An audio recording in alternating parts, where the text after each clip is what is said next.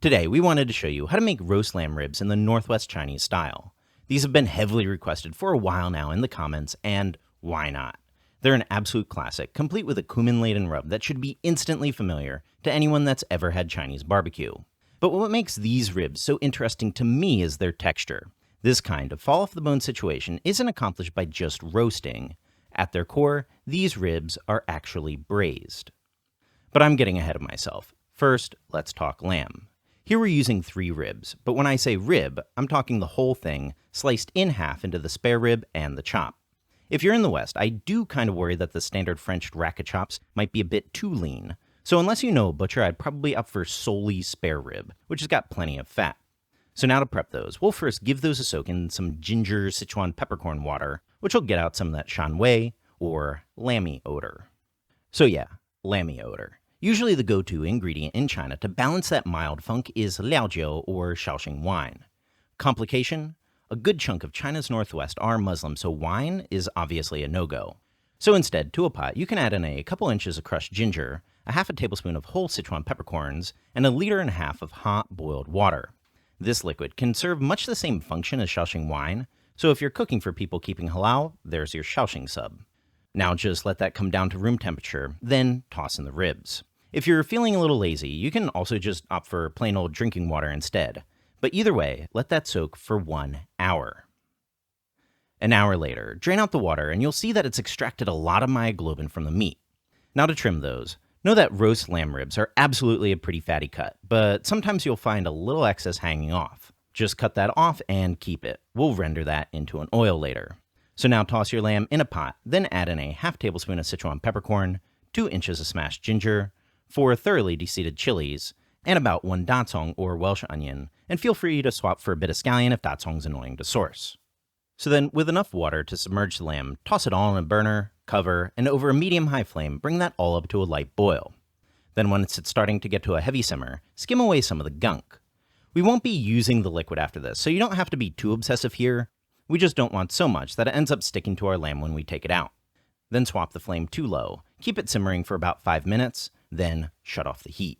Keep covered, and we'll come back to that in about 90 minutes once it's approaching room temperature.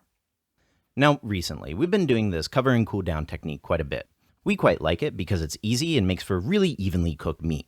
Slowly dropping the temperature from 90-ish to 40-ish means that this is soaking in somewhere between poaching temperature and a bagless sous vide.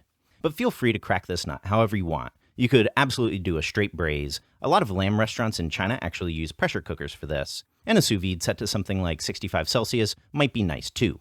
But either way, as that's cooking, let's talk spice mix.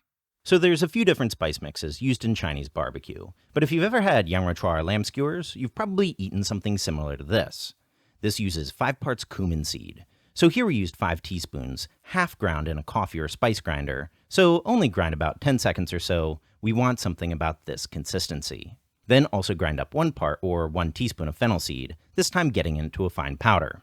We'll also need 1 teaspoon each of salt and chili powder, and for something like this, cayenne pepper should work just fine. Then this also uses a half teaspoon of MSG, crystals pounded into a fine powder, together with 2.5 teaspoons of toasted sesame seeds, lightly pounded in a mortar. The goal for the sesame is to break open some of the seeds to get out a bit of the oil, but you're not looking for a powder or anything. Something like this is perfect. So then just mix that all together, and you've got yourself some Chinese roast lamb seasoning. Now back to the ribs. Remove, toss on a rack, and pat with some paper towels.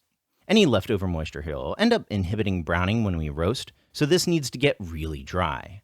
Let those sit for at least 30 minutes, and here I did 90 because I am paranoid. But then, after that time, we can marinate. To help make these a bit juicier and get the coating to stick, you'll need oil. For this, we used about a tablespoon of sunflower oil and let the excess lamb fat render out in it, which is totally super delicious, but basically any oil will do the job. So rub those lamb pieces liberally with that oil, which will likely end up being about 2 to 3 tablespoons worth. Then sprinkle your seasoning on, similarly massaging that in. Now, before the marinade police swoop in and tell me how this is all just a surface treatment, how it'll only penetrate like an 1/8 inch or so into the meat, next time you're having a rare steak, try cutting off and removing the outermost 1/8 of an inch and tell me how much of a difference that would make to the dish. Surface or not, the surface does matter. So leave that to marinate for at least 30 minutes, but overnight is ideal if you can swing it. So next day now, take out the lamb and toss on a baking sheet. Now, the idea here is to blast this for a short time at a high temperature, but unfortunately, no matter how hard we try, the very hottest our crappy little halogen oven can get is 220 centigrade. So we toss that in for 15 minutes, turning them halfway through, but feel free to play around with shorter times at higher temperatures. Then, after that time, our lamb is done. Let that cool off a touch, serve it with a bit of seasoned chili powder, recipe in the description, and devour. Shibe style roast lamb ribs, done. So for many restaurants, especially down here in the south, they would use frozen lamb, and then they will opt for the deep frying method, which will give the lamb more like cleaner and less lamby taste. So many of you may have the question of how we conceptualize a full Chinese meal. So the other day we did a little collaboration with the channel Blondie in China, and we went to our local market, we picked up food, and then we came back and cooked a full Cantonese home-cooked meal. So if you're curious to see how we make our daily food, definitely go check out the videos here. And as always, check out the other link in the description box for detailed recipe. A big thank you for everyone that's supporting us on Patreon, and of course, subscribe for more Chinese cooking videos.